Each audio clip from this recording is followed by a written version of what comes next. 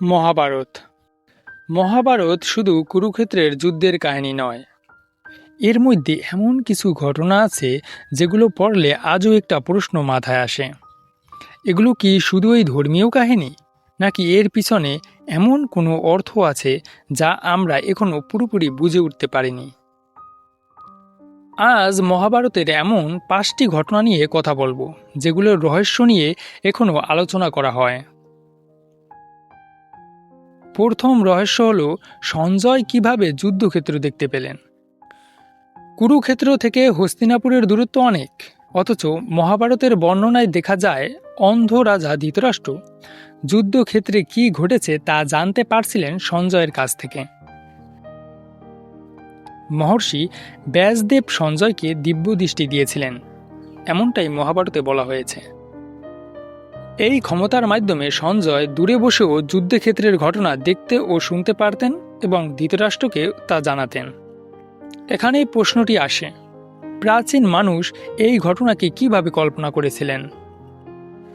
আজ আমরা দূরের ঘটনা লাইভ দেখতে পারি প্রযুক্তির মাধ্যমে, কিন্তু হাজার হাজার বছর আগে একটি মহাকাব্যে দূরে বসে যুদ্ধ দেখার এমন ধারণা অবশ্যই চিন্তা করার মতো।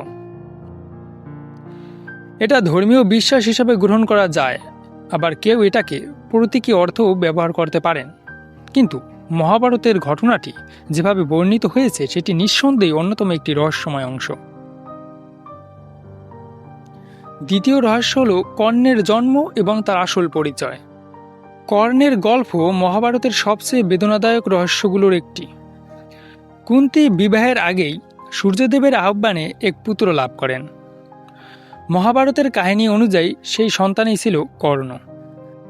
কর্ণ জন্ম থেকেই বর্ম ও কুণ্ডল নিয়ে জন্মেছিলেন, কিন্তু সামাজিক পরিস্থিতির কারণে কুন্তী তাকে নিজের কাছে রাখতে পারেননি। নবজাতক কর্ণকে একটি পাত্রে রেখে নদীতে ভাসিয়ে দেওয়া হয়। পরে অধিরথ ও রাধা তাকে লালন পালন করেন। কর্ণ বড় হয়ে নিজের প্রকৃত পরিচয় না জেনেই কৌরবদের পক্ষে দাঁড়ান।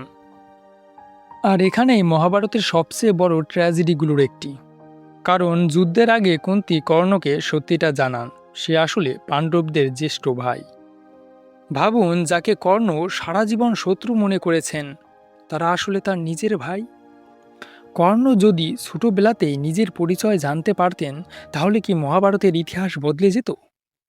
এই প্রশ্নের উত্তর আমরা কখনোই জানতে পারব না। তৃতীয় রহস্য, অভিমন্যু কিভাবে চক্রব্যূহের জ্ঞান পেলেন।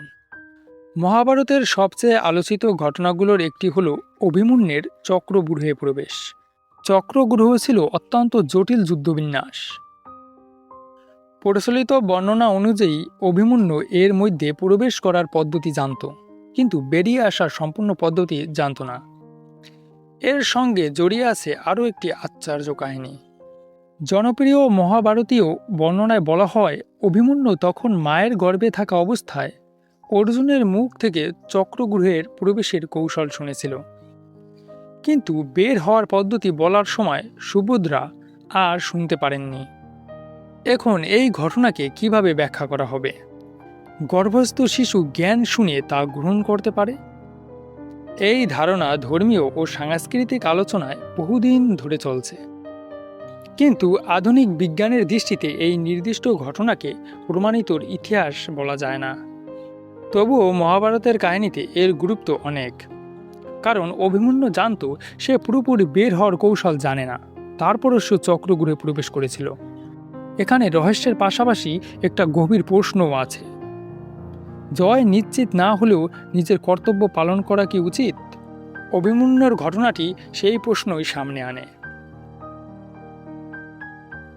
চতুর্থ রহস্য, অশ্বত্থামার অভিশাপ।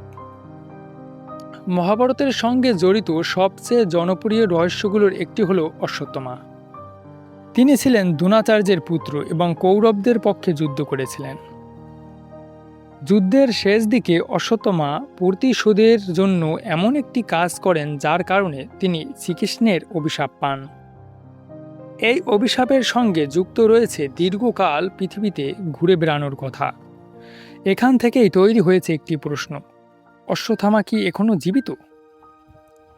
ভারতের বিভিন্ন অঞ্চলে অশ্বত্থামাকে দেখা গেছে এমন অনেক লোককথা প্রচলিত আছে, কিন্তু এখানে একটা বিষয় পরিষ্কার রাখা দরকার। অশ্বত্থামা আজও জীবিত এমন দাবির কোনো নির্ভরযোগ্য ঐতিহাসিক বা বৈজ্ঞানিক প্রমাণ নেই। তাহলে এই বিশ্বাস এত জনপ্রিয় কেন?